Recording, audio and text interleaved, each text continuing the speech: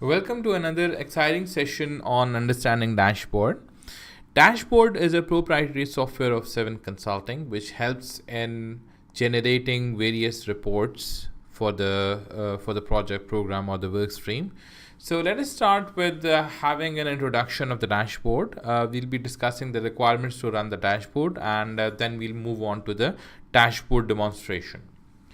So, dashboard provides rich detail on leading indicators of the program, project, or work stream level, and it can be used at all levels in the project, be it the executive sponsors, be it the program or project managers, the portfolio directors, the head of deliveries, the PMO leads, the project managers, and the workstream leads. All of them can equally take benefits out of this dashboard screen, and they can use this dashboard to analyze the project progress and the various other reports that we'll be discussing.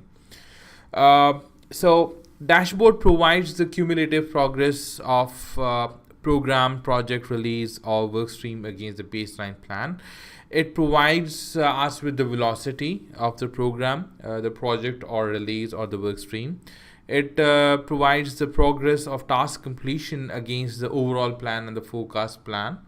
And all of the most urgent critical part tasks and their progress against the baseline are shown in the dashboard in form of a report.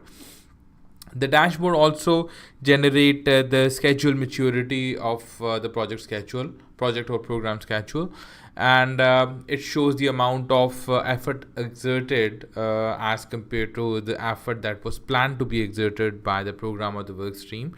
It shows us the key milestones of the project, the program or the value stream. It summarizes the program timeline, and it provides an area where the scheduler can mark his or her comments, thereby indicating all of the project or program risks, opportunities, and other insights that the project or program scheduler feels like that need to be shared with the stakeholders of the project or program. So there are a few requirements to run the dashboard. Now, for having the meaningful results, the program or the project should have the baseline. It should have the work stream defined in the text columns. It should have the milestone grouping defined in the text columns. It should have the baseline slack defined, and the baseline slack can be defined by copying the total slack column at the time of making the baseline, and we'll discuss how we can do that.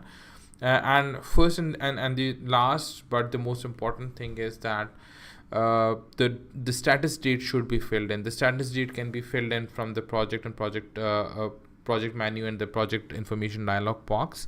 And if the status date is not entered, the dashboard will not be generated. So this is the overview of the dashboard, and we'll discuss it in detail in the coming slides. So let's move on to the live demo. Now, the dashboard actually comes as it becomes part of the 7 tools, and in the previous videos we have discussed in detail how we can install the 7 tools. But once the 7 tools are installed, they become part of the Microsoft project. And you can see over here the menu of 7 tools, and over here you can see the dashboard. But before moving further, I'll just let you know how you can set the project status date. So in the project menu, there's a project information dialog box, and over here you can set the project status date. And the project status date is actually the date from which all of the calculations and dashboard will be based upon. So it is a fairly important date. It is the date from which you want to compare the progress of the baseline and the current progress. So anything that is beyond the project status date, the dashboard will not be accounting for those entries of in the real time. So it is actually the point where you're going to see the impacts of various reports. Another important thing is that once you are before doing the 7 tools, you can actually change the settings of the dashboard over here. So 7 dashboard settings. You can set the total slack limit, the finish variance, and allied entries. So once I press the dashboard button, there is a dialog box that asks for me that whether you want to clear the historical information or you want to keep the historical information. So there are two methods in which you can generate the dashboard. First is that the first time that you're generating the dashboard for any project, it will be having no historical record, but the subsequent generation of dashboards can be done in a manner that you have the historical information available with you. For example, if you've already generated a dashboard in the start of March, and now you're in the mid of March, and you want to generate the dashboard again, so you can take into account of the entries or the dashboard that was generated on the 1st March. So if you want to do that, you will press no, and if you want to generate the dashboard with fresh entries, you press the yes button.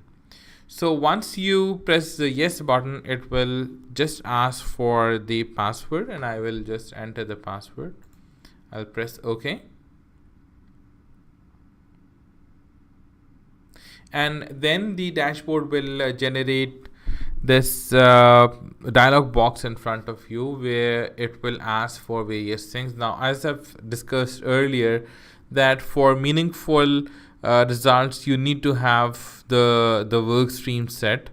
So I'll just select the work stream, and you can have multiple work streams or multiple grouping criteria as well. I'll just select the work stream, and then you should be having the milestone grouping as well. So I'll just press milestone grouping over here. You should have the baseline available with you, and you see all the baselines. As you know that in Microsoft Project you can have approximately 11 baselines. So all of the baselines that I set will be shortlisted over here. And for example, if I set this baseline 1, this will be the baseline against which all of the plans will be compared for. And the baseline slack, as I've mentioned you earlier, that baseline slack is it's a copy of total slack that is made at the time of baseline. So I'll just select this one as well, and it is copied in the duration field. So all of the duration fields that are customized inside your MS project will be shown over here. So I'll select the baseline slack over here.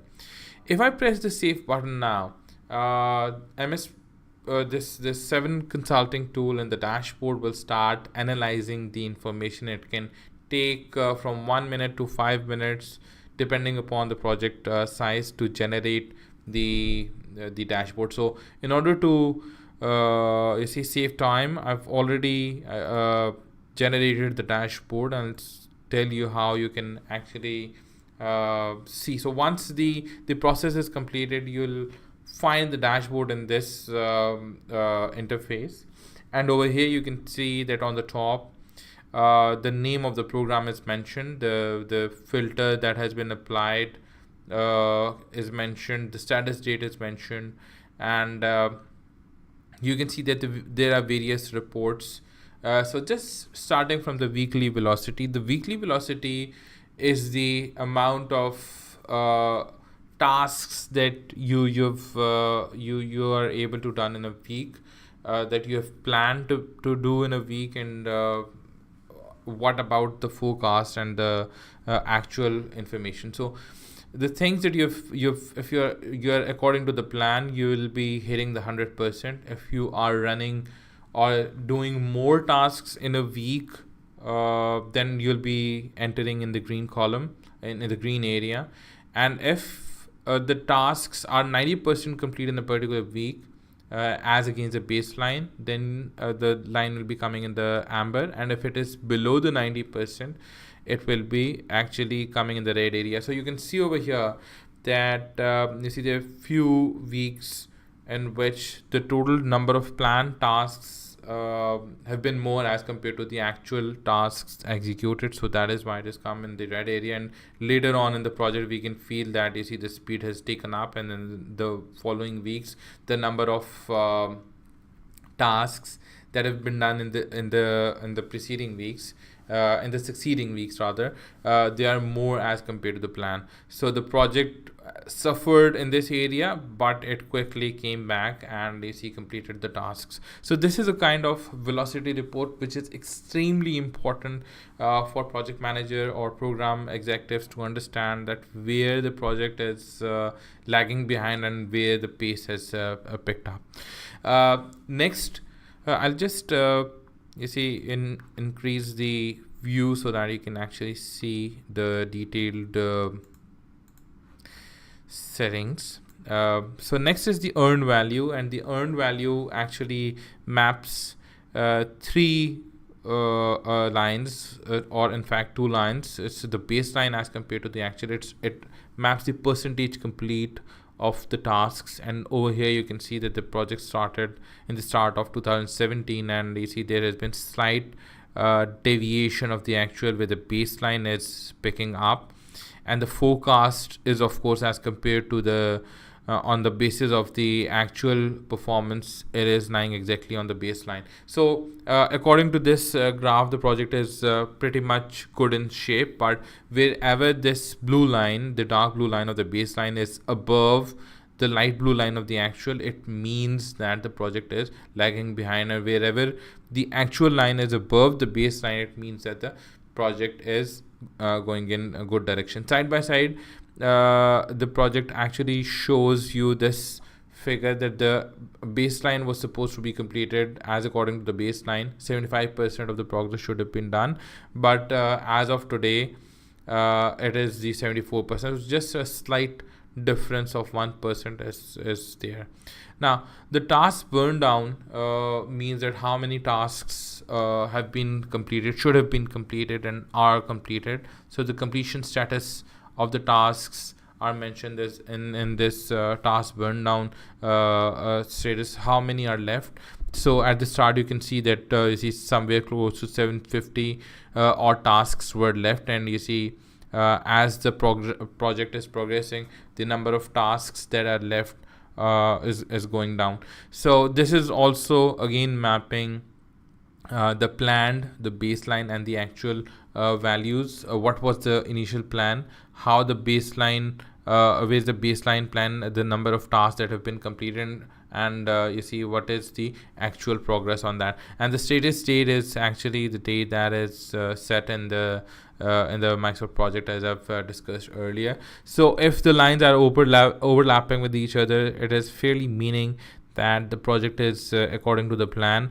But you see, depending upon various circumstances inside project, these lines can differ a lot, thereby giving you an indication that what was supposed to be done in terms of task completions and the task leftovers, and how the project is progressing. Now on the top over here you can see that you see various you see, as I've mentioned earlier, you can see the plan versus the actual task. So from the last cycle that we generated for the dashboard, 31 tasks were planned and 31 tasks have been completed, and 31 tasks were planned to be started, and 31 tasks are have actually started, and 34 tasks have been finished since last cycle as per plan, and 34 tasks have actually been finished. So any unplanned task which has not been baseline shall also be mentioned over here, giving you an idea that you see these much tasks are not baseline. Next graph shows the workstream radar. Now workstream radar is the amount of effort that is exerted during the project, and over here it draws actually 6 different projections, and you see it is comparing the actual amount of effort as compared to the effort on the critical path, thereby giving you an indication that you see how much distance there is from the actual and the critical path. And side by side it is drawing the total effort which was baseline in the project and total effort on the critical path, which was baseline in the project. So these dotted lines are showing the baseline, critical path, and baseline total project effort. So it can give you an idea of, you see, how you initially perceived the dashboard and how it is right now, how you perceive the effort to be done, and now how actually it is being done. Now, after the status date, these blue lines are shown as a dotted blue lines, thereby indicating that it's a forecast.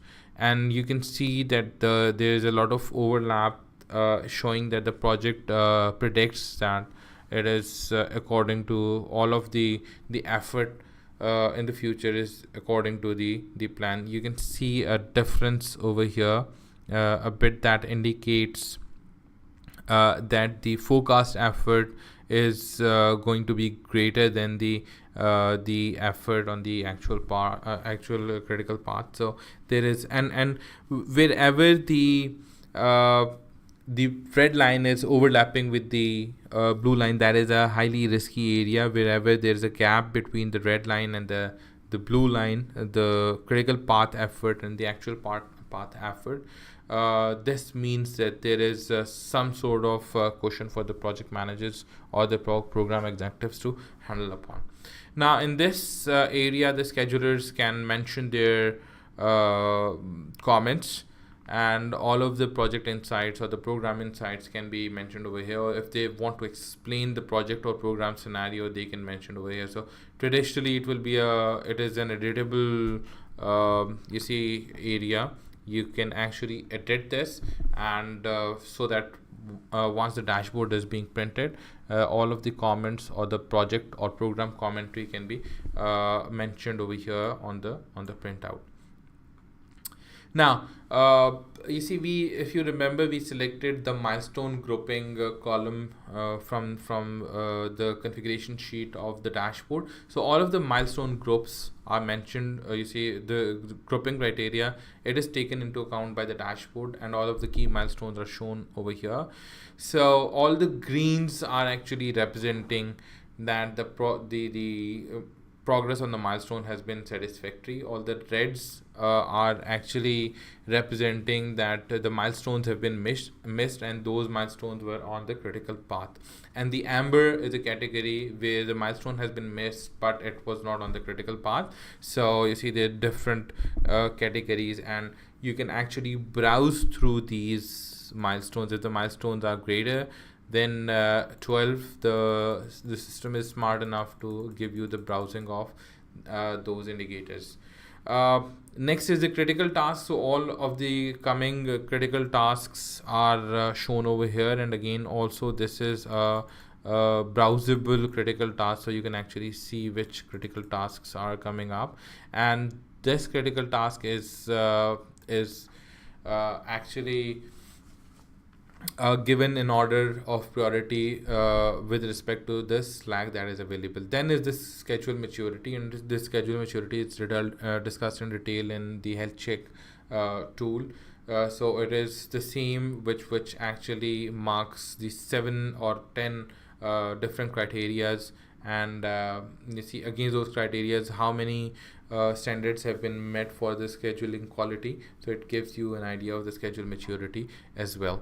Now, the good thing about the dashboard is that this dashboard is fairly customizable. So all of the work streams that have been there, you can actually generate the report based on that work stream. So if I have different work streams and I just want to see the work stream related to the change, the dashboard related to the change management, I just press apply button, and you see I will get all of this dashboard customized with respect to the change management work stream. So again, you can see that you see all of the the graph has been changed based on the work stream change management work stream, and all of the milestones have been set over here. The timeline is shown accordingly, and you can actually change the milestone grouping. So if you want to, you see the milestones of just quarter 4 this dashboard will show only the milestones of Q4 for the change management in year 2017. Even if you want to change it to the months, you can see the milestones of October for the change management, and all of these milestones will be drawn over here like this.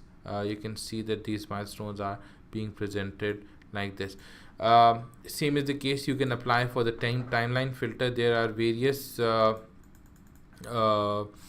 you see milestones which have been grouped over here like this. So you, in addition to applying the timeline filter, you can apply this filter as well for the milestone grouping, and you can see there are various milestones. So if I press, you see just one, I can see that you see, maybe if it is this no milestone, this just it will show it accordingly.